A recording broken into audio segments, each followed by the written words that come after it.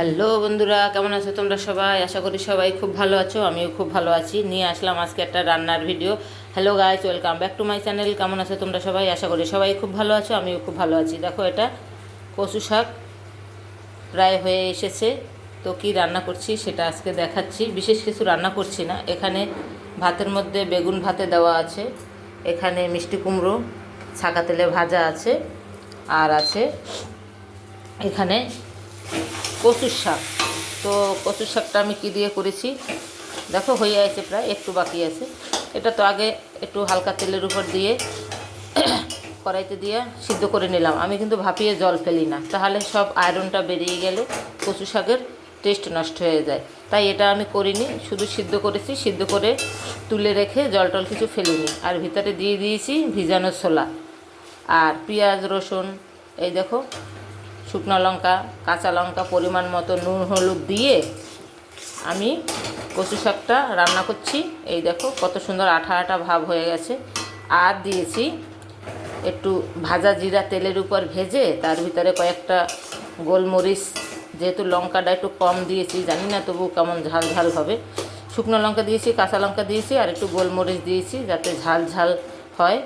তো কেমন লাগলো তোমাদের কাছে ভিডিওটা অবশ্যই কিন্তু কমেন্ট করে জানাবে। আর তোমরা কীভাবে কচু শাক রান্না করো সেটাও জানাবে। তোমাদের আইটেমেও একদিন রান্না করে দেখব। আর আমি যেভাবে রান্না করছি, আমি কিন্তু কচুর শাক যে কেটেছি আমি কিন্তু একটারও আঁশ ফেলিনি। আঁশ ফেললে পরে খাবারের টেস্টটাই সব চলে যায়, আর সিদ্ধ করে জল ফেললে তো আরও কিছু থাকে না। তাই আমার মতো এরকম যদি করে না খেয়ে থাকো তাহলে করে খেয়ে দেখবে, দারুণ টেস্ট। তো কেমন লাগলো আমার এই কচু শাক রান্নাটা? দেখো হয়ে গেছে। এখন একটু হালকা করে তেল দেবো। তেল যেহেতু দুবার দিয়েছি, পেঁয়াজ রসুন ভাজার সময় দিয়েছি, আবার যখন সিদ্ধ বসিয়েছি তখন দিয়েছি। আমি যেহেতু সিদ্ধ করে জল ফেলি না, তার জন্য আমি তেল দিয়ে একবারে বসিয়ে দিয়েছি। আর কিন্তু বিশেষ করে ঢাকি না। যদি সিদ্ধ করার সময় ঢেকে দাও তোমরা, তাহলে কিন্তু কি হবে বলো তো, ছটকা দেবে। তাহলে এই দেখো আমার কোথাও গোটা গোটা নেই, একদম সব দেখছো ফ্রেশ। আর ঢাকা দিলে ছটকা ছটকা হয়, তখন সিদ্ধ হতে চায় না।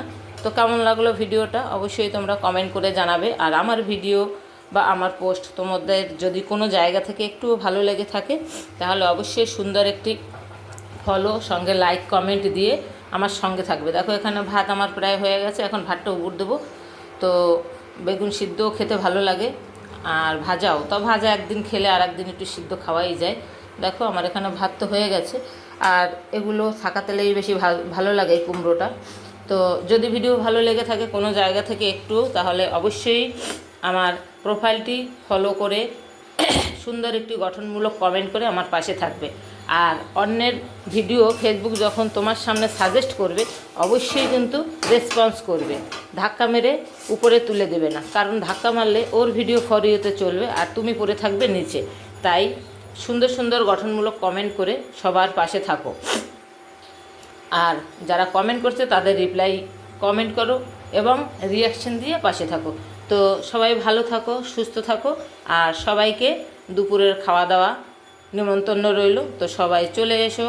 দেখো কালারটা একবার, আমি যেভাবে কচু শাক করেছি এইভাবে যদি করে একবার খেয়ে দেখো, তাহলে দেখবে তোমরা সিদ্ধ করে আর জল ফেলার কথা কখনোই মাথায় আনবে না। এক একজনে এক এক ধরনের রান্না জানে, তো সব ধরনের রান্না আমাদের ট্রাই করতে হয়। তো সবাই ভালো থাকো, সুস্থ থাকো, টাটা।